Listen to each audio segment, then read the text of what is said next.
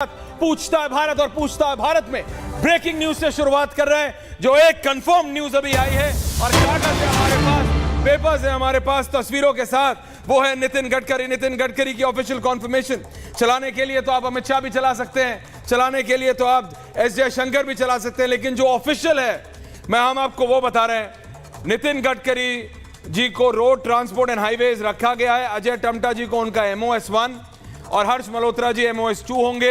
ये दो MOS है तस्वीर के साथ, तस्वीर है हमारे पास, वो तीनों की तस्वीर एक साथ जरा शीशे चला दो ऑन एयर। अजय टम्टा, हर्ष मल्होत्रा और नितिन गडकरी, ये अभी एक कॉन्फर्मेशन है, कंफर्म न्यूज है, डबल कंफर्म, ट्रिपल कंफर्म। बाकी जो भी न्यूज आ रही है वो अभी तक आधिकारिक नहीं है, वो कागज मेरे हाथ में नहीं है, और जब तक वो कागज मेरे हाथ में नहीं होगा आधिकारिक मैं नहीं बोल रहा हूं, क्योंकि कुछ अटकलें हैं या कुछ एक्सपेक्टेड लाइंस है। एस जयशंकर जी ने एक्सटर्नल अफेयर्स का एक रीट्वीट किया, लोग कह रहे हैं उनके पास वापस है, बिल्कुल होना भी चाहिए, he has been effective.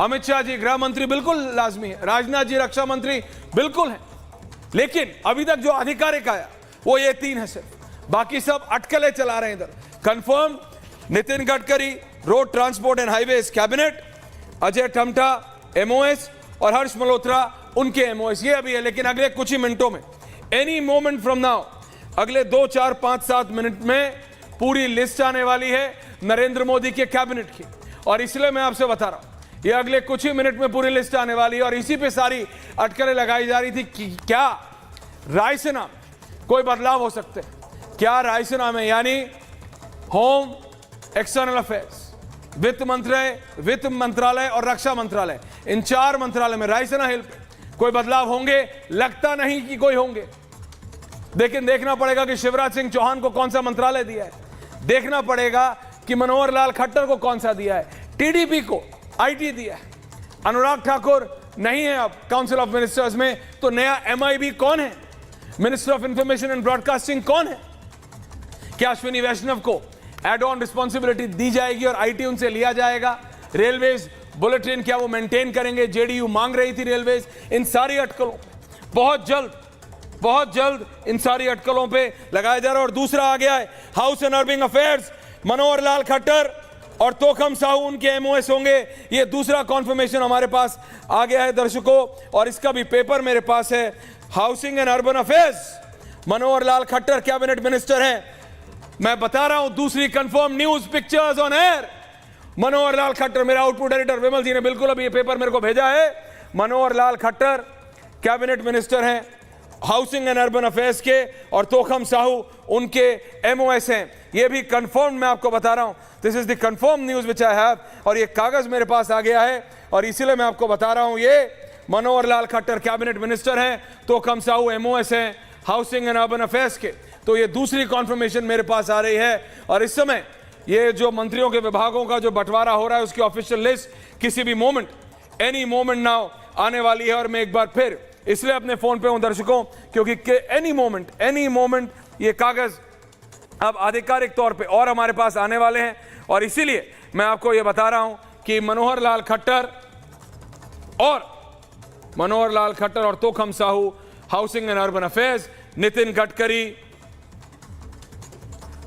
Gadkari, Ajay Tamta, Harsh Malhotra road transport and highways, ये सारी चीजें देखनी होंगी। अभी ऑफिशियल लिस्ट आनी है with in the next few minutes, यही वो सारी चीजें, ये सब हो चुका है। तो मैं आपसे यही बता रहा हूं आधिकारिक लिस्ट अभी भी आनी है। निर्मला सीतारमण बनी रह सकती हैं फाइनेंस मिनिस्टर, जैसे मैंने आपसे कहा, जो टॉप 4 है वो बने रह सकते हैं। मेरे पास मेरा पूरा पैनल है, इस समय पूरा एनालिसिस का टाइम है। शहजाद मैं आऊंगा आपके पास, बीजेपी के नेता शहजाद पूनावाला हमारे साथ हैं, वरिष्ठ पत्रकार दीपक चौरसिया हैं, वरिष्ठ पत्रकार ओमकारेश्वर पांडे जी मेरे साथ हैं, राहुल देव जी जुड़ रहे हैं, संजय मिश्रा जी जुड़ रहे हैं। मैं चाहता हूं, can I have all my panel on air right now?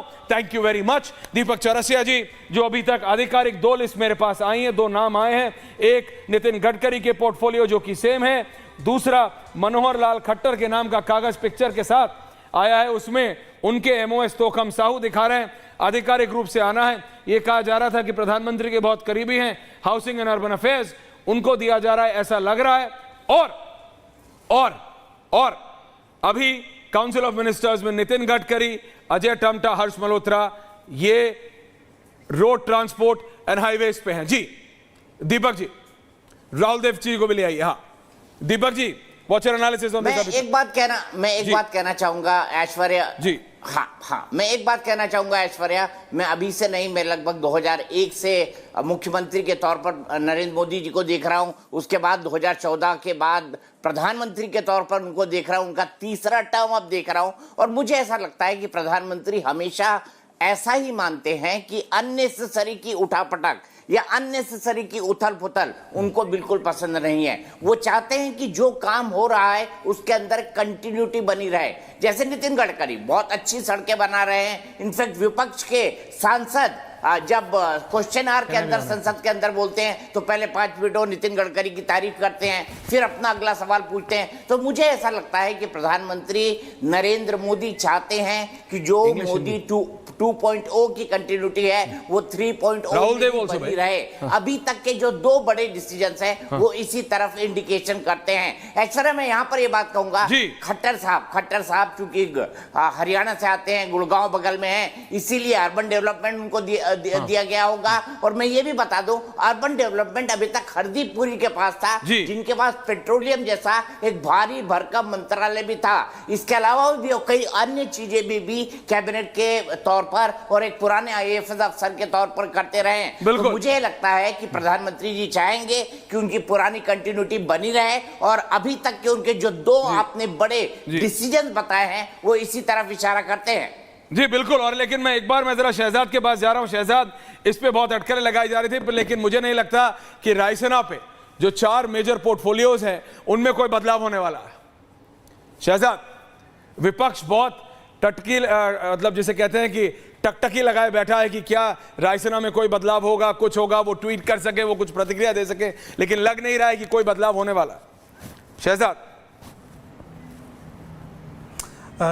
देखिए ऐश्वर्या जी, दुर्भाग्यपूर्ण बात यह है विपक्ष के लिए कि उनको तो यह आदत लग चुकी है कि जब भी उनकी सरकारें बनती थी तो सरकार में कौन क्या मंत्रालय हैंडल करेगा वो निर्णय 7, उस समय तो रेसकोर्स रोड था, 7 रेसकोर्स रोड में नहीं, कभी 10 जनपद पर और कभी किसी के टेलीफोन पर कोई पत्रकार तय करता था।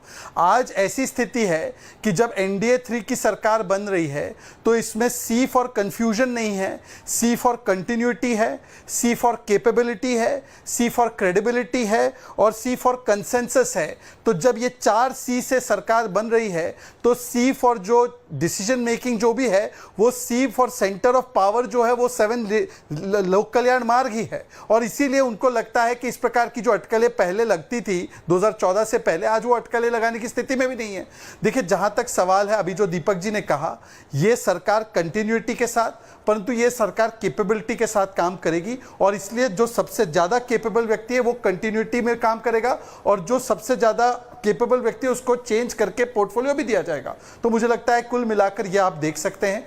दूसरी बात ये है कि जहां तक कंफ्यूजन है वो तो विपक्ष को पूछे कि अभी तक LOP तय नहीं कर पा रहे। नहीं, बिल्कुल शहजाद, ब्रेकिंग न्यूज आ रही है मेरे पास एक और कि मनोहर लाल खट्टर के पास सिर्फ हाउसिंग एंड अर्बन डेवलपमेंट नहीं, पावर भी होगा। मनोहर लाल खट्टर के पास हाउसिंग एंड अर्बन डेवलपमेंट और पावर मिनिस्ट्री दोनों होगी और पावर में उनके MOS होंगे श्रीपद येसो नायक।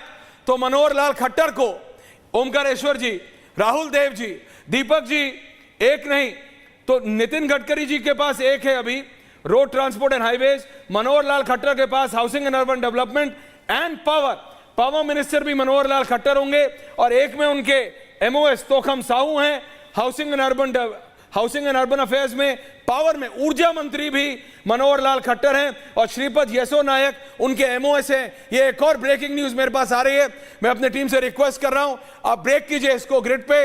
मनोहर लाल खट्टर के पास अभी तक 2 हैं। शिवराज सिंह चौहान को कृषि मंत्री बताया जा रहा है, मेरे पास वो लिस्ट आ रही है। और जी हां, जितिन राम मांझी को माइक्रो एंड स्मॉल एंटरप्राइजेस ये भी दिया गया है। अब मेरे पास लिस्ट जल्दी आ रही है, मीन 3017 ग्राफिक्स, और मैं अपने आउटपुट डेस्क से रिक्वेस्ट कर रहा हूं इसको जल्दी चलाएंगे।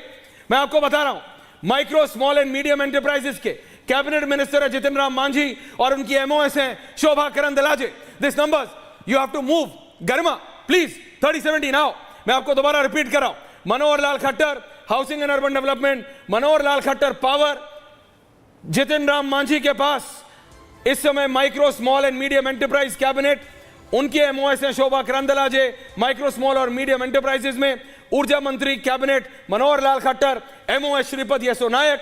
मनोहर Lal Khattar cabinet housing and urban development, उनके एमओएस तोखम साहू। और वहीं नितिन गडकरी का हम आपको बता चुके हैं। तो ये नाम आ रहे हैं, फटाफट हम आपको बता रहे हैं। लगातार ये नाम जैसे जैसे आ रहे हैं मुझे बताया जा रहा है, मैं उस ऑफिशियल कागज की वेट कर रहा हूं, क्योंकि मेरे पास जो अगला नाम आ रहा है वो शिवराज चौहान का आ रहा है। शिवराज सिंह चौहान को कृषि मंत्रालय देने की बात हो रही है। I am still waiting for that paper. मैं उस कागज का इंतजाम कर रहा हूं, इंतजार कर रहा हूं और इंतजाम भी कर रहा हूं, दोनों चीजें कर रहे हैं।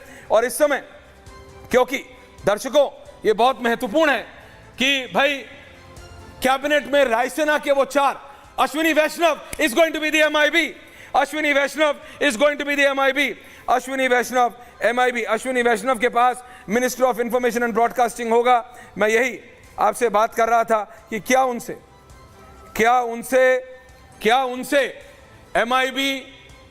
एमआईबी उनको दिया जाएगा, रेलवेज रहेगा उनके पास, अश्विनी वैष्णव के पास होगा minister of information and broadcasting, Ashwini Vaishnaw is MIB. और शिवराज सिंह चौहान को कृषि मंत्रालय दिया गया है, शिवराज चौहान को कृषि मंत्रालय, शिवराज सिंह चौहान को कृषि मंत्रालय। दीपक चौरसिया अब आप बताइए मेरे को, अश्विनी वैष्णव एमआईबी, शिवराज सिंह चौहान कृषि मंत्रालय, जितिन राम मांझी के पास माइक्रो स्मॉल मीडियम दिया है, मनोहर लाल खट्टर को 2 दिए हैं। जी मैं सबसे पहले बताना चाहूंगा आपको शिवराज सिंह चौहान कृषि मंत्रालय क्यों।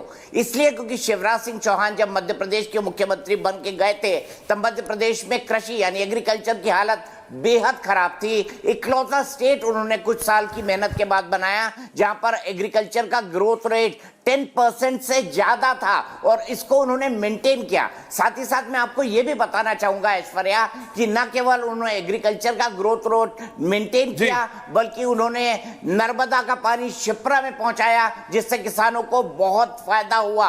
और आपने देखा कि किस तरह से उज्जैन पूरा बदल गया। शिवराज सिंह चौहान को पंचायती एवं नर्मदा का पानी, दीपक जी रोक रहा हूं आपको, शिवराज सिंह चौहान को कृषि विकास तो दिया ही है, साथ में पंचायत एवं ग्रामीण विकास मंत्री भी बनाया गया है। तो शिवराज सिंह चौहान के पास भी 2 कैबिनेट पोर्टफोलियोज हैं, मनोहर लाल खट्टर के पास भी 2 पोर्टफोलियोज हैं। मनोहर लाल खट्टर के पास आपने देखा अर्बन डेवलपमेंट और ऊर्जा दोनों दिया है, तो शिवराज सिंह चौहान को कृषि और पंचायत दोनों दिया है। तो ये अपने आप में एक इंपॉर्टेंट है। Rahul ji, how do you see this? अभी इनिशियल जो आ रहा है नहीं, अभी तक जो नाम आप बता रहे हैं ये तो अच्छे नाम हैं, मुझे ठीक ही लग रहे हैं।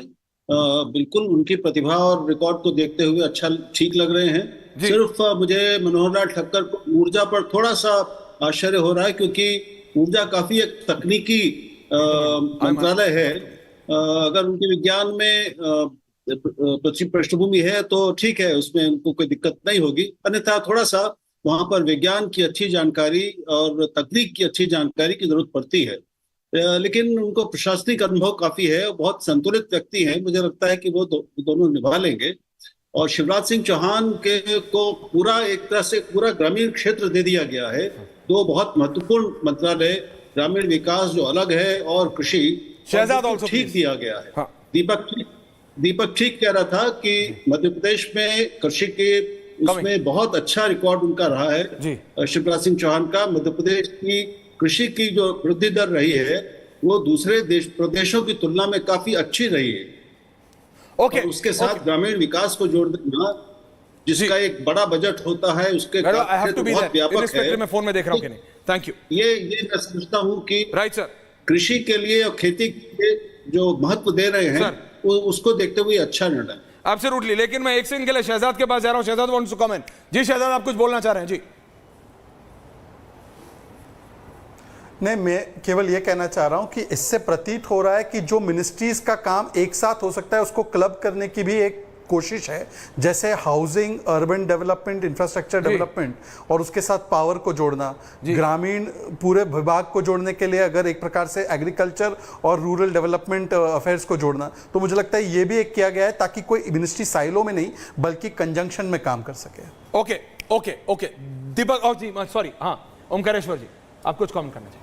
देखिए अभी पूरी अभी तक नाम पिक्चर आया। आनी बाकी है, और जैसा कि रायसेना के चारों मेरे पास अभी तक राहुल ऑफिशियल जी नहीं कह आया, रहे थे, लेकिन मैं आप उनकी बात से लगभग लग रहा है। सहमत हूं सेम होगा जी। कि कृषि मंत्रालय शिवराज सिंह चौहान जैसे कद्दावर और बहुत ही अनुभवी नेता को दिया जाना महत्वपूर्ण है। वो इसलिए भी महत्वपूर्ण है कि किसान आंदोलन अभी भी खत्म नहीं हुआ है, किसानों की एमएसपी की मांग आज भी है। आज पहले ही कैबिनेट में सरकार ने जो किसानों की सम्मान निधि है उसको फिर से आगे बढ़ाने का प्रस्ताव पारित किया है, उस पर सिग्नेचर कर दिया है। लेकिन आने वाले दिनों में जो उनकी किसानों की जो समस्याएं हैं वो टैकल करने की महत्वपूर्ण जिम्मेवारी मुझे लगता है। सीआर पाटिल जल शक्ति मंत्री बनाए गए हैं। सीआर पाटिल गुजरात के पूर्व प्रदेश अध्यक्ष, प्रधानमंत्री नरेंद्र मोदी के one of the closest leaders. CR Patil को जल शक्ति मंत्री बनाया गया है। सीआर पाटिल को जल शक्ति मंत्री बनाया गया। मैं आपको दोबारा रिपीट कर रहा हूं, सीआर पाटिल, मनोहर लाल खट्टर और सीआर पाटिल, ये दो ऐसे नए इंडक्शन है इस कैबिनेट में who are said to be very very close to the prime minister directly. Deepak Chaurasia, Deepak ji. हाँ, जल शक्ति मंत्रालय सीआर पाटिल को इसलिए क्योंकि नल से जल ये प्रधानमंत्री का सबसे प्रमुख प्रोजेक्ट है। अगर उज्ज्वला के बाद या फिर इज्जत घर के बाद या फिर सर पर छत यानी घर की बात, ग्रामीण आवास योजना जिसके लिए आज बजट प्रधानमंत्री ने शाम की कैबिनेट मीटिंग में बढ़ा दिया। प्रधानमंत्री ऐसा चाहते हैं कि हर घर में नल से जल पहुंचे और ये इसका कवर्ड एरिया 90% करना चाहते हैं अगले 5 सालों के अंदर।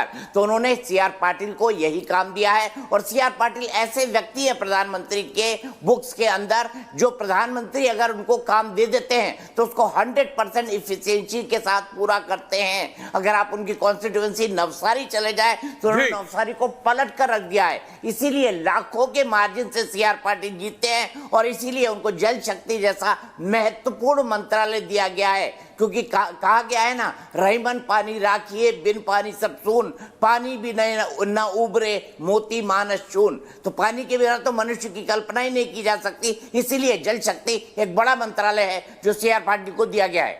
बिल्कुल राहुल देव जी, रायसेना पे कुछ भी बदलाव नहीं दिख रहा है।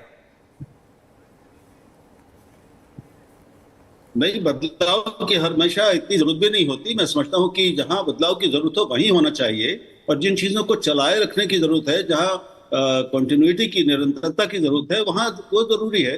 बदलाव को मतलब सरकार, नई सरकार बनती है कोई क्रांति करने के लिए नहीं बनती है। अगर जो योजनाएं और जो काम पहले अच्छे से चल रहे हैं और उनको चलाने वाले पहले से मौजूद हैं या कुछ जो नए लोग आए हैं वो उनमें वो प्रतिभा है तो उसको चलाना चाहिए। ये अपेक्षा करना कि कोई भी सरकार जो 10 साल से काम कर रही है वो आते ही सब कुछ बदल देगी, ऐसा तो संभव नहीं है। ये अपेक्षा गलत है। तो मैं समझता हूँ कि ये ठीक है। अभी तक जो नाम आए हैं मुझे बिल्कुल ठीक लग रहे हैं और आगे आ जाए तो फिर उसके बाद देखते हैं कि क्या नाम आते हैं। समीक्षा उसके बाद ही होगी। समीक्षा उसके बाद होगी। लेकिन शहजाद, विपक्ष शाम तक ये कहने लगा था कि देखो अभी तक नहीं हुआ है, अभी तक नहीं हुआ है, अभी तक नहीं हुआ है। तो ये कैसे, अभी मतलब everything takes its own time, its own sweet time. चीजें हो रही हैं। वो कह रहे थे देखो दिक्कतें शुरू हो गई हैं, दिक्कतें शुरू हो गई हैं।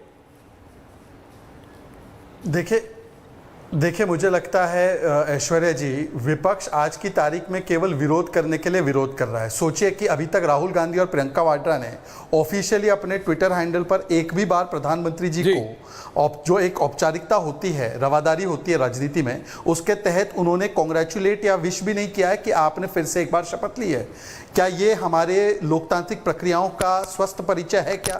मैं यहाँ पर बैठे राहुल जी से पूछना चाहता हूँ, चाहे जितनी भी बार हम लोग चुनाव हारे, दीपक जी ने तो लगातार कवर किया है, वो तो तब बीजेपी बीट कवर करते थे, हम तो हारते ही रहते थे, पर क्या कभी वाजपेयी जी ने मुंह फुलाकर उनको विश नहीं किया था क्या? मेरे पास कुछ नाम आ रहा है, मैं आपको बता रहा हूं, मैं आपको रोक रहा हूं, सॉरी। चिराग पासवान को स्पोर्ट्स एंड यूथ अफेयर्स, चिराग पासवान को खेल और युवा कल्याण मंत्रालय दिया गया है। धर्मेंद्र प्रधान एचआरडी रिटेन करेंगे। मैं दोबारा आपको रिपीट कर रहा हूं, चिराग पासवान को स्पोर्ट्स एंड यूथ अफेयर्स दिया गया है और धर्मेंद्र प्रधान एचआरडी रिटेन कर रहे हैं। I am repeating, HRD retained कर रहे हैं। Chirag Paswan the new inductee 5 सांसद जीत के लाए हैं। उनके स्वर्गीय पिताजी रामविलास पासवान का पहली बार ये इलेक्शन चिराग ने खुद लड़ा है। उनके निधन के बाद and Chirag has proven his mettle. Chirag को कैबिनेट मंत्रालय स्पोर्ट्स एंड यूथ अफेयर्स दिया गया है। धर्मेंद्र प्रधान एचआरडी को रिटेन कर रहे हैं। आप अपनी बात पर। और Ram Mohan Naidu civil aviation, Ram Mohan Naidu is civil aviation, Ram Mohan Naidu is civil aviation. ये मेरे पास जानकारी आ रही है, Ram Mohan Naidu civil aviation. Over to you Shehzad, आप कुछ बोल रहे थे। दीपक जी आ रहा हूं। हाँ शहजाद प्लीज कंटिन्यू। देखिए, मैं अगर एनालिसिस करूं तो 2 एनालिसिस निकल कर आते हैं अभी तक जो पोर्टफोलियो बांटे गए हैं। हाँ। एक एनालिसिस है नारा का मतलब है नेशनल एम्बिशन और रीजनल एस्पिरेशन। मतलब हो सकता है चिराग जी की पार्टी रीजनल पार्टी हो, राम मोहन नायडू जी की पार्टी रीजनल पार्टी हो, पर हम भी सोचते हैं कि उनका नेशनल एम्बिशन है और इसलिए नारा फॉर्मूला, जो नारा लोकेश नाम है उनका, नारा चंद्रबाबू नायडू नाम है, तो नारा फॉर्मूला। और दूसरा फॉर्मूला है ABCD, A for aptitude, B for जो जिस प्रकार से ब्रॉड विजन के साथ, C for continuity and D for delivery. तो ये ABCD और नारा फॉर्मूला के तहत आप देख सकते हैं कि किस प्रकार से अपनी कैपेबिलिटी और कंटिन्यूटी दोनों के हिसाब से मंत्रालय दिए गए। एब्सोल्युटली। दीपक चौरसिया TDP को सिविल एविएशन, चिराग पासवान को स्पोर्ट्स, सर्बानंद सोनोवाल को मेरे पास अभी जानकारी है, मैं आपको बता रहा हूं, लेकिन धर्मेंद्र प्रधान HRD मेंटेन कर रहे हैं। जी शिपिंग दिया गया है सर्बानंद सोनोवाल को। HRD कैसा मंत्रालय है जिसपे RSS, अच्छा सर्बानंद सोनोवाल शिपिंग मेरे ख्याल से कंटिन्यू कर रहे हैं, अगर मैं गलत नहीं हूं तो शिपिंग सर्बानंद सोनोवाल के पास था। जी बिल्कुल, धर्मेंद्र प्रधान तो धर्मेंद्र प्रधान HRD इसलिए जी बोलिए ऐश्वर्या, धर्मेंद्र प्रधान HRD इसलिए क्योंकि HRD एक ऐसा मंत्रालय है जिस पर RSS की हमेशा नजर होती है। RSS चाहता है कि जो भी मंत्री बने वो लगातार कोऑर्डिनेट करता रहे RSS के साथ, क्योंकि RSS को लगता है कि भारत के पाठ्यक्रम के साथ लंबे समय तक एक बड़ी छेड़छाड़ की गई है और उसको दुरुस्त करने की जरूरत है। इसीलिए जो हमारे धर्मेंद्र प्रधान जी हैं, धर्मेंद्र भाई हैं, वो लगातार क्लोज कोऑर्डिनेशन के साथ काम कर रहे थे। तो कंटिन्यूटी भी यहाँ पर बनी रहेगी। चेंजेस जो सिलेबस के अंदर होने हैं, जो नई शिक्षा नीति को लागू होना है, साथ ही साथ जो नए तरह के experiments opening up of education के लिए किए जा रहे हैं, वो कंटिन्यूटी बनी रहेगी। इसी के लिए जो है धर्मेंद्र प्रधान को HRD दिया गया है। चिराग को युवा और खेल, इससे अच्छा मंत्रालय मेरे ख्याल से चिराग को नहीं मिल सकता था। तकनीकी रूप में वो जाते, लेकिन चिराग युवा हैं, युवाओं के साथ रिलेट करेंगे। और आपने देखा हाल ही के दिनों में खेल ने कितने लोगों को स्टार बनाया है इस देश के अंदर। ऐसे एक स्टार इन चुनाव में चिराग पासवान बन के निकले हैं, तो एक स्टार दूसरे स्टार को कॉम्प्लीमेंट करेगा, यही अच्छी बात होगी। तो मुझे लगता है चिराग पासवान को एक बहुत बेहतर मंत्रालय मिला है, उनकी सोच के हिसाब से, उनकी समझ के हिसाब से, और जैसे वो लोगों को एकजुट करके प्रेरित कर देते हैं। क्योंकि चिराग ने अपना एक वोट बैंक बनाया बिहार में, इससे इनकार नहीं किया जा सकता। इसीलिए 5 सांसद होने के बावजूद, फर्स्ट टाइमर होने के बावजूद भी उनको कैबिनेट मिनिस्ट्री दी गई है। एब्सोल्युटली। और मैं राहुल देव जी के पास आ रहा हूं। राहुल देव जी, मनोहर लाल खट्टर को आपने कहा कि ऊर्जा मंत्री को ऊर्जा मंत्रालय देने पे आप थोड़ा सा सवाल कर रहे हैं कि थोड़ा टेक्निकल वो होना चाहिए, लेकिन राम मोहन नायडू को सर TDP को सिविल एविएशन, अन्नपूर्णा देवी को विमेन अपलिफ्टमेंट, सोनोवाल साहब शिपिंग मेंटेन कर रहे हैं, धर्मेंद्र प्रधान HRD, चिराग पासवान को स्पोर्ट्स एंड यूथ अफेयर्स। मुझे अभी भी रायसेना के टॉप 4 का कॉन्फर्मेशन आना है, हालांकि कई लोग कुछ चला रहे हैं, लेकिन आई am waiting for the final conformation. Sarbananda Sonowal shipping को कंटिन्यू कर रहे हैं, तो अभी तक लग नहीं रहा है कुछ मेजर चेंज है। इट्स देयर, अकोमोडेट किया गया है। खट्टर और शिवराज 2 सीनियर नेता, दोनों को 2-2 पोर्टफोलियोज कैबिनेट दिए। जी राहुल जी, लग रहा है पहले जो बड़े मंत्रालय थे उनमें तो बिल्कुल हमें निरंतरता ही दिख रही है। मुझे सिर्फ एक टिप्पणी करनी है धर्मेंद्र प्रधान को शिक्षा मंत्रालय में रखने की। प्लीज। थोड़ी सी मुझे देखने का, करीब से देखने का मौका मिला शिक्षा मंत्रालय को पिछले सरकार के कार्यकाल में। कि मेरा संबंध कुछ भाषाओं से है, भाषाओं के बारे में सोचता वचता हूँ। तो प्रधानमंत्री की भाषा नीति को लागू करने की और जो शिक्षा नीति को लागू करने के लिए कुछ समितियां बनी थी, कुछ बैठकें हुई थी, उसमें थोड़ा सा मुझे अनुभव है। मैं ये आपको अपना और कुछ अपने मित्रों का और उसका विपक्ष से और पत्रकारिता से कोई संबंध नहीं है, अनुभव आपको बता रहा हूँ कि धर्मेंद्र प्रधान उतना समय और ध्यान शिक्षा मंत्रालय पर पिछली बार नहीं दे पाए थे जितना उस मंत्रालय की विशालता और उसके महत्व को देखते हुए जरूरी था। उन्होंने ज्यादा समय राजनीतिक उनको जो असाइनमेंट दिए गए उसमें बिताया। सब ब्रेकिंग न्यूज आ रही है इसलिए और माफी देखिए, चाहता हूं राष्ट्रीय शिक्षा सर। भूपेंद्र यादव हुआ है ये। पर्यावरण रिटेन कर रहे हैं। रवनीत बिट्टू को एमओएस माइनॉरिटी अफेयर्स, अन्नपूर्णा देवी को वुमेन एंड चाइल्ड डेवलपमेंट, ये 3 नए ऐड ऑन है। राहुल देव जी इसलिए आपको रोका, मैंने माफी चाहता हूं। रिपीट कर रहा हूं, Ravneet Bittu MOS minority affairs, Annapurna Devi women and child development, और भूपेंद्र यादव रिटेन कर रहे हैं पर्यावरण। सर प्लीज कंप्लीट, आप अपनी बात पूरी कर रहे थे। मैं कह रहा था कि थोड़ा सा अनुभव जो मुझे हुआ पिछली बार मंत्रालय की कुछ एक सीमित जगह साथ काम करने का, उसके आधार पे मैं कह रहा हूं कि जो नई राष्ट्रीय शिक्षा नीति आई थी 2020 में, उस पर जितना काम अपेक्षित था, जितनी तेजी से जितनी प्रगति अपेक्षित थी, वो नहीं हुई है। उसकी समीक्षा की जरूरत है। और धर्मेंद्र प्रधान को जो राजनीतिक असाइनमेंट मिलते रहे लगातार, उसमें उन्होंने काफी समय लगाया। वो शिक्षा मंत्रालय और उसके बहुत अहम कुछ आयामों पर उतना ध्यान नहीं दे पाए, ये मेरा अनुभव रहा है। और राष्ट्रीय शिक्षा नीति और भाषा नीति विशेष तौर पर इसके आधार पर मैं कह रहा हूं। बिल्कुल। और अभी भी ऑफिशियल लिस्ट दर्शकों, ये जो हमारे रिपोर्टर कहीं से निकाल के पेपर ऑफिशियल निकाल रहे हैं, ये वो है, लेकिन अभी भी we are still waiting for the final list coming in from the cabinet की जो आधिकारिक लिस्ट है उसका अभी भी इंतजार हो रहा है। तो मैं आपको बस ये बता रहा हूं, ये वो नाम हैं जो अभी तक हमारे पास आए हैं। और आप देखिए, इसमें CR पाटिल हैं, इसमें Ravneet Bittu MOS minority affairs की बात करें, राममोहन नायडू को सिविल एविएशन, रवनीत बिट्टू को एमओएस माइनॉरिटी अफेयर्स, और इस तरीके से आप देखिए गजेंद्र सिंह शेखावत को कल्चर एंड टूरिज्म एक साथ दिया गया। गजेंद्र सिंह शेखावत को भूपेंद्र यादव ने पर्यावरण मंत्रालय को रिटेन किया है। तो ये वो सारे नाम है जो एक साथ आ रहे हैं। लेकिन दीपक जी और ओमकारेश्वर जी और संजय मिश्रा जी, मैं आ रहा हूं आपके पास भी। Shehzad, coming to you as well. Deepak ji, जो बात हो रही थी कि यूपी में ये हुआ है, उसके बाद कुछ होगा, तो विपक्ष वो लगातार वो चला रहा है, but prime minister Modi is working according to his own system. मुझे नहीं लगता विपक्ष का काम है आलोचना करना। विपक्ष का काम है सरकार को कटघरे में खड़ा करना। विपक्ष का काम है जहां कन्विंस ना कर पाए कंफ्यूज करना। तो एक तमाम काम हो रहे थे। आज मैंने कई सारे विपक्षी नेताओं को सुना, कोई कह रहा था कि 2004 में तो हमने 14 घंटे के अंदर कैबिनेट के पोर्टफोलियो बांट दिए थे, फिर 2009 में हमने 18 घंटे में बांट दिए थे, इस बार 24 घंटे से ज्यादा वक्त क्यों हो गया है। इसके पीछे ये बताया जा रहा था कि TDP कुछ मांग रहा है, शिवसेना कुछ मांग रही है, कोई और पार्टी कुछ मांग रही है। तो खैर विपक्ष का काम है सरकार की आलोचना करना। लेकिन जितना मैं प्रधानमंत्री मोदी को जानता हूं, मुझे लगता है ये पहले की तरह नंबर 1 और नंबर 2 की तरह नंबर 3 भी मोदी सरकार ही है। और प्रधानमंत्री मोदी जिस तरह की शख्सियत है, उस तरह से किसी दबाव में आना या किसी की मांगों के आगे झुक जाना, मुझे ऐसा लगता है कि प्रधानमंत्री उस नेचर के व्यक्ति नहीं है। उनका कन्विंसिंग पावर बहुत स्ट्रांग है। वो लोगों को सुनते हैं, लोगों की बातों को समझते हैं। और मैं जहां तक जानता हूं, समझता हूं, जैसे मैं आपको बताऊं, येरन नायडू के बेटे नायडू, जिनको सिविल एविएशन मंत्रालय दिया गया, बड़ा तकनीकी मंत्रालय है और आज के जमाने में उसकी बहुत महत्ता है। तो एक टेक्निकल मंत्रालय एक बड़े सहयोगी को दिया गया, ये भी एक बड़ा पॉइंट है। जो कहा जा रहा है कि TDP नई स्पीकर पद भी मांग रही है, तो मुझे ऐसा नहीं लगता कि भारतीय जनता पार्टी TDP को स्पीकर का कोई पद देगी। हाँ, उनकी इतनी इच्छा जरूर है कि उनको भरपूर पैसा दिया जाए। जो राजधानी और राज्य को डेवलप करना चाहते हैं, तो उनका सपना है मनी बनी। जी बिल्कुल।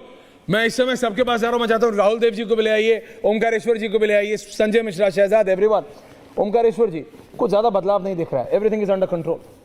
देखिए, बदलाव की बात नहीं है, बात यह है कि जो आप सपने दिखाए थे वो कितने पूरे हुए और कितने अधूरे रह गए। उन सपनों को आप पूरा करने के लिए आप नए सिरे से कैसे आगे बढ़ना चाहते हैं।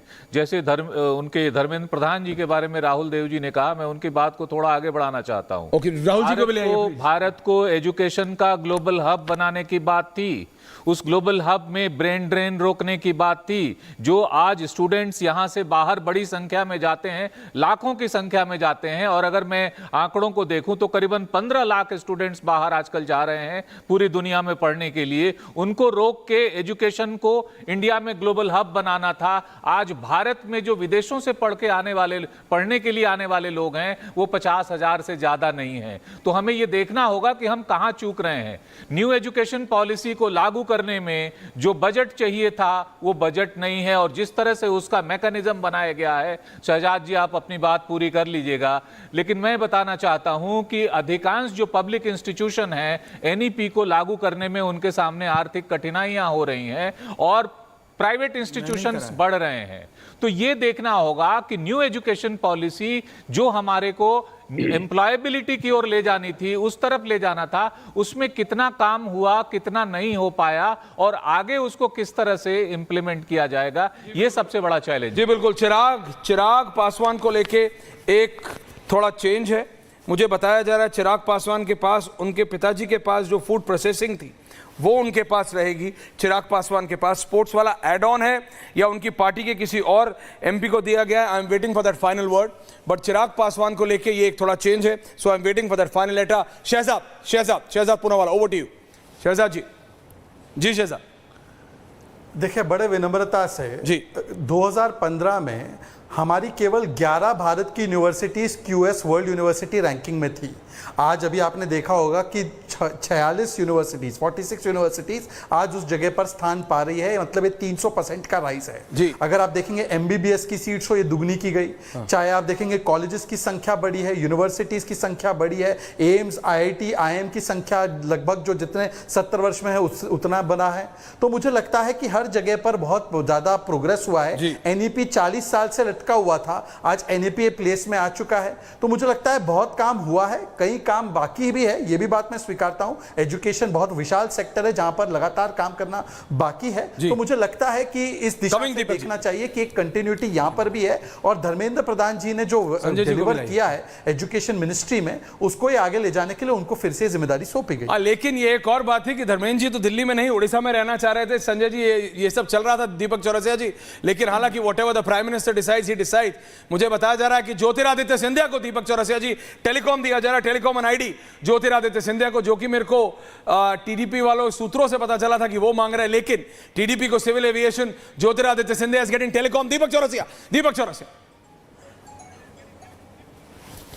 बहुत बड़ा मंत्रालय है, क्योंकि टेलीकॉम ही वो चीज है जो सबसे बड़ी क्रांति करने वाला है। भारत में 5G रोल आउट हो चुका है ऑलमोस्ट, लेकिन 5G ने अभी कई डायमेंशन पार करने हैं, और जब 6G आ जाएगा तो हम ये मान के चल रहे हैं कि पूरा देश उस वक्त ऑनलाइन हो जाएगा। हमने देखा किस तरह से हमने डिजिटल पेमेंट को विकसित किया है। आज हम भारत में सबसे ज्यादा डिजिटल पेमेंट करते हैं। तो मुझे ये लगता है कि ज्योतिरादित्य सिंधिया, जिन्होंने भारतीय जनता पार्टी के संस्कृति, संस्कार, आचार, विचार और व्यवहार को पूरी अपने अंदर समाहित कर लिया गया है, ये उनके लिए एक बड़ा प्राइज है। क्योंकि पिछली बार उनके पास सिविल एविएशन था, अब आईटी और टेलीकॉम जैसा बड़ा मंत्रालय अगर उनको मिल रहा है तो मेरे हिसाब से ये उनके लिए बड़ा पुरस्कार है। क्योंकि आने वाले 5 वर्षों में जिन 2 मंत्रालयों पर सबसे ज्यादा देश की नजर होगी, दुनिया की नजर होगी कि भारत इस क्षेत्र में क्या कर रहा है, तो वो आईटी और टेलीकॉम है। आईटी और टेलीकॉम। मुझे बताया जा रहा है Jagat Prakash Nadda will once again, JP Nadda BJP के राष्ट्रीय अध्यक्ष हैं, 24 तारीख को उनका टर्म खत्म हो रहा है, उनके पास दोबारा हेल्थ आने वाला है। अश्विनी वैष्णव एमआईबी और रेल दोनों रहेगा। ज्योतिरादित्य सिंधिया को टेलीकॉम दिया जा रहा है। तो ये वो सारे चेंजेस हैं राहुल देव जी जो हो रहे हैं। तो उसमें आपने सीआर पाटिल को जल शक्ति दे दिया, अजय टम्टा को उधर एमओएस बना दिया है। पर ये सारे मोर और लेस बीजेपी ने अपने अलायंस पार्टनर्स को सेट कर, मेरे को देखना है कि जेडीयू का वो कैबिनेट मंत्रालय कौन सा है जो भी दिया है, मैं अभी उसका इंतजार कर रहा हूं। राहुल देव जी, आप कैसे देखते हैं सब? नहीं, देखिए अभी तक जो ठीक है वो अपने आप में ठीक है, उसमें ज्यादा शिक्षा के अलावा मुझे कोई चिंता की बात नजर नहीं आती। और धर्मेंद्र प्रधान वैसे बहुत प्रतिभाशाली हैं, वो अगर ध्यान देंगे तो शिक्षा में बड़ा काम कर सकते हैं। मुझे थोड़ी सी बात ये अजीब लग रही है कि जो बड़े परिवर्तन वो कर सकते थे वो नहीं किया है। क्या इसका मतलब ये है कि जो इससे बेहतर लोग बीजेपी के पास प्रधानमंत्री को नहीं मिले, या ऐसी प्रतिभाएं नहीं मिली जिनको साथ लेकर वो प्रयोग कर सकते थे? वो प्रयोगधर्मी आदमी है, वो प्रयोग करते हैं, कई तरह के उन्होंने प्रयोग किए हैं।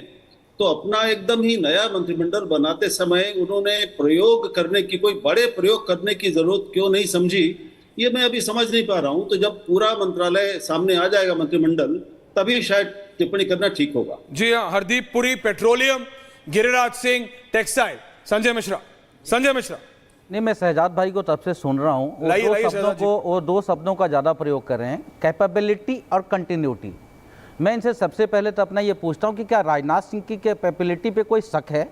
आपने 2014 में उन्हें गृह मंत्री बनाया और 2019 में उनको नहीं, इन्होंने जो दो शब्दों का प्रयोग किया, जो कैपेसिटी है, जो कैपेबल है, वो कंटिन्यू है। तो राजनाथ सिंह जी को क्यों गृह मंत्री से हटा दिया? क्या वो कैपेबल नहीं थे? अच्छा, 14-19 की बात कर रहे हैं। हाँ बिल्कुल, चेंज हुआ था, बोलिए, वही बोल रहा हूँ। तो वो एक सवाल बनता है। दूसरी बात है कि देखिए, मेरा सोच है कि मंत्रालय, जितने भी मंत्रालय दिए गए हैं, सभी लोग ठीक हैं अपनी जगह पे, लेकिन ऐश्वर्या जी सवाल ये उठता है, क्या पीएमओ उन्हें फ्री हैंड देगा? Kiren Rijiju parliamentary affairs minister, JP Nadda health minister, श्रम मंत्रालय मनसुख मंडाविया, सीआर पाटिल जल शक्ति। प्लीज कंटिन्यू, बोलिए। मैं ये कह रहा हूँ, क्या पीएमओ उन्हें फ्री हैंड देगा? क्या वो मंत्री अपना खुद का मंत्रालय संभालेंगे, डिसीजन ले पाएंगे, या पीएमओ ही पहले जैसे डिसीजन लेता रहा है वैसे ही डिसीजन लेता रहेगा? ऐसा मुझे लग रहा है। मंत्री सारे ही ठीक होते हैं, जिसे भी आप मंत्रालय देंगे वो ठीक काम करेंगे, लेकिन पीएमओ करने दे तो मुझे संदेह है कि पीएमओ उन्हें कंटिन्यू। पीएम अपने मंत्री को आप थोड़ा रिलैक्स कीजिए, आप इतना मत से निकल हो जाया करिए। लेकिन दीपक चौरसिया जी, अब जो निकल के आ रहा है, देखिए, ज्योतिरादित्य सिंधिया को टेलीकॉम, हमने उस पर बात कर ली। हरदीप पुरी पेट्रोलियम रख रहे हैं, जेपी नड्डा हेल्थ में वापस आ गए, किरण रिजिजू को पार्लियामेंट्री अफेयर्स दे दिया, सीआर पाटिल को जल शक्ति दे दिया है, सोनोवाल साहब को उन्होंने मेंटेन किया है, रवनीत, मैंने आपको बता दिया रवनीत बिट्टू का, Annapurna ji women and child welfare, TDP civil aviation, JDU का कैबिनेट मंत्रालय कौन सा है वो देखना है, गिरिराज सिंह जी को कपड़ा दिया गया है, तो ज्योतिरादित्य सिंधिया टेलीकॉम, ये सारे डेवलपमेंट्स बहुत फास्ट आ रहे। पीयूष गोयल को कॉमर्स मिनिस्ट्री, वाणिज्य मंत्री दी गई है, पीयूष गोयल तो मेंटेन कर रहे हैं। जी Deepak ji.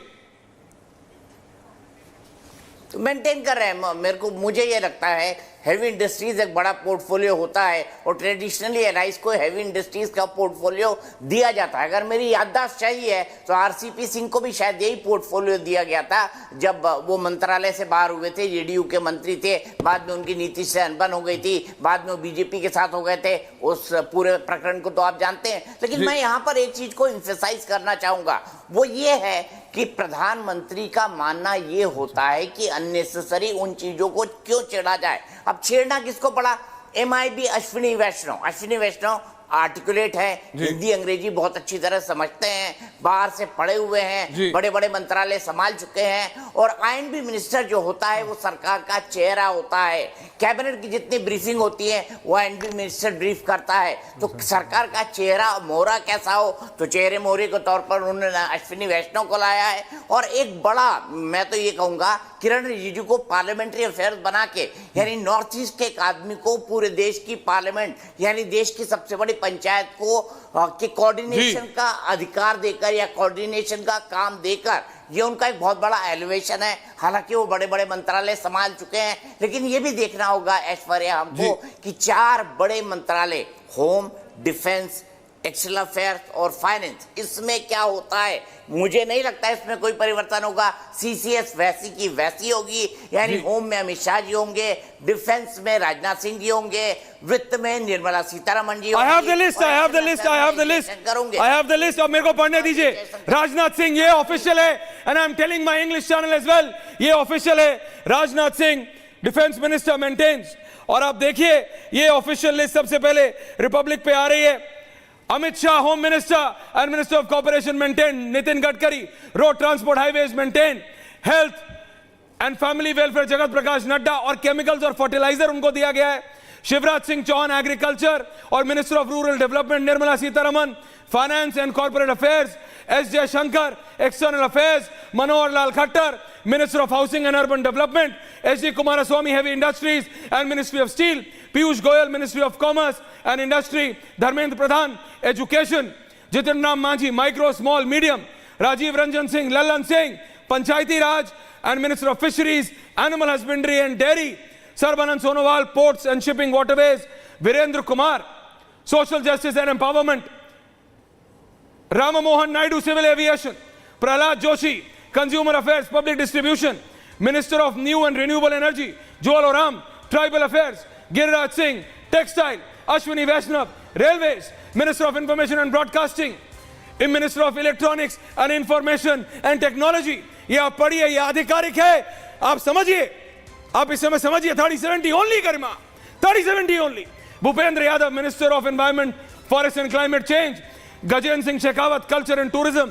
I am asking my output editor Vimal, English को ही बता दिया जाए हमारे चैनल को, ये ऑफिशियल लिस्ट आ चुकी है. Kiren Rijiju, minister of parliamentary affairs and minister of minority affairs also. Deepak ji जो अभी आप बोल रहे थे, पार्लियामेंट्री और माइनॉरिटी अफेयर्स दोनों दिया है.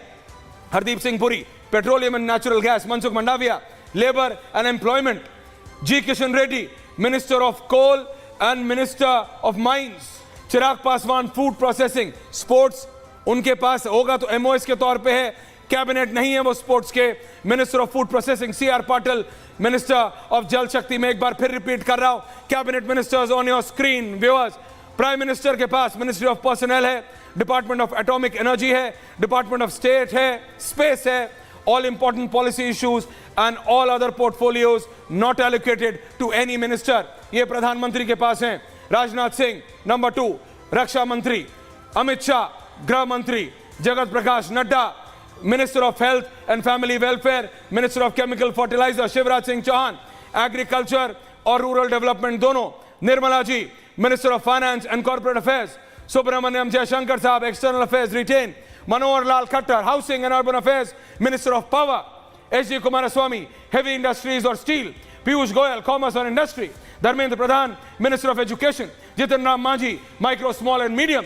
Rajiv Ranjan. Lalan Singh ji, Panchayati Raj, minister of fisheries, animal husbandry and dairying. Sarbananda Sonowal, ports and waterways. Virendra Kumar, social justice. Ram Mohan Naidu साहब को civil aviation TDP. Pralhad Joshi, consumer affairs and public distribution, minister of new and renewable energy. Jual Oram, tribal affairs. Giriraj Singh, textile. Ashwini Vaishnaw, important. MIB, railways, electronics and information technology. Jyotiraditya Scindia, very important. Communication and minister of development of north east region, जो पिछली बार जितेंद्र सिंह जी के पास था. Gajendra Singh Shekhawat, minister of culture and minister of tourism. Annapurna Devi, minister of women and child development.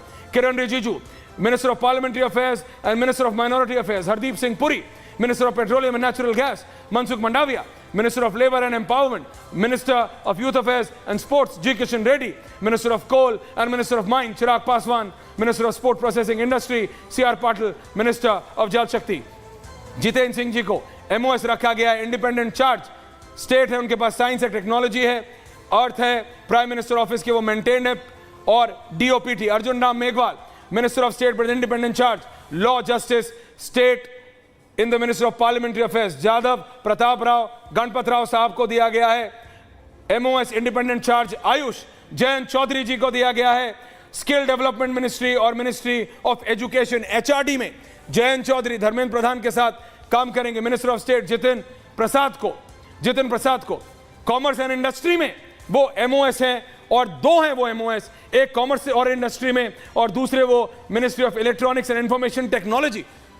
Electronics and information technology Ashwini Vaishnaw के साथ काम कर रहे हैं, पीयूष गोयल के साथ कर रहे हैं. श्रीपद नायक के पास मिनिस्ट्री ऑफ पावर में MOS है, खट्टर साहब के MOS है. दूसरी तरफ रिन्यूएबल एनर्जी प्रहलाद जोशी के, पंकज चौधरी साहब मिनिस्टर ऑफ फाइनेंस है, MOS finance. Krishanpal Gurjar ji minister of corporation में, यानी अमित शाह के MOS है. Ramdas Athawale, ministry of social justice and empowerment. Ramnath Thakur साहब, minister of state and minister of agriculture and so on so forth. आप देख रहे हैं. अब मैं चाहता हूं, ऑल माय पैनल ऑन है, कोई चेंज नहीं है शहजाद. जो कहा जा रहा था कि रायसेना पे कुछ बहुत बड़ा बदलाव हो सकता है, nothing, there is no change. Shehzad first and then to everyone.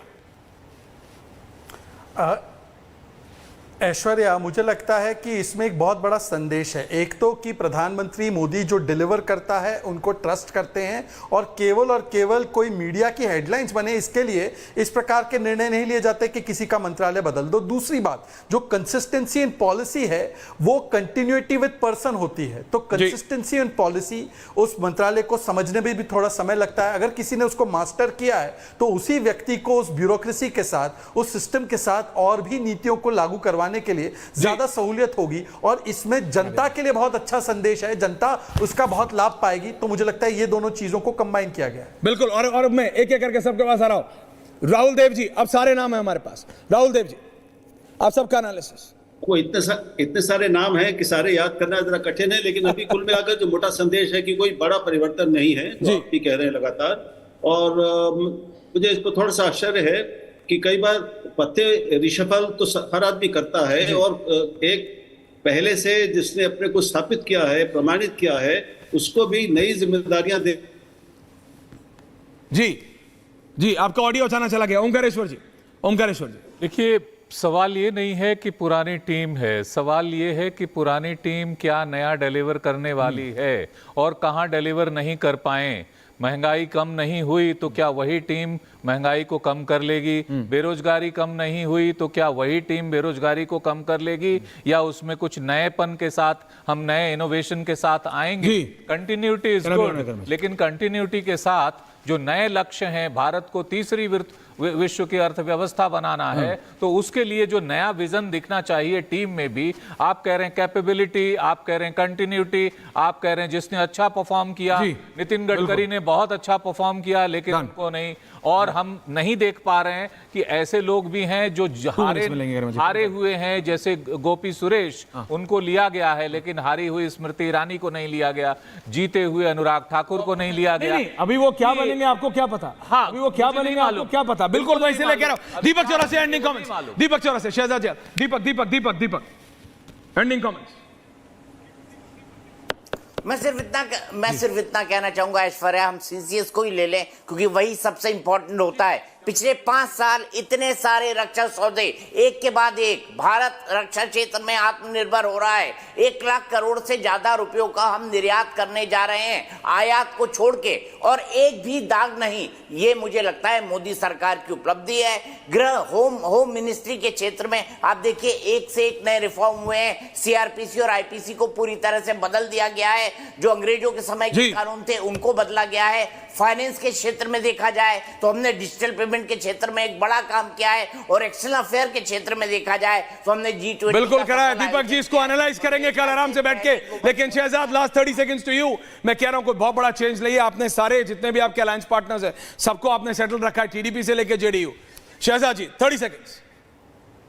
गरिमा जी अब जो समझते हैं वो समझते हैं, लेकिन हाँ देखिए,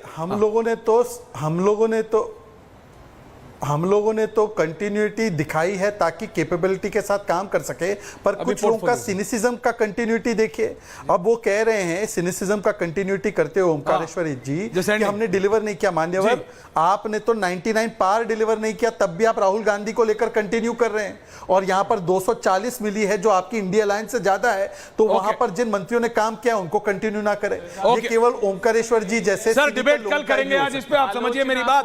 ब्रेकिंग हुआ है, मैं सिर्फ इतना कह रहा हूं, there are no major changes. TDP भी सॉर्टेड है, जेडीयू भी सॉर्टेड है।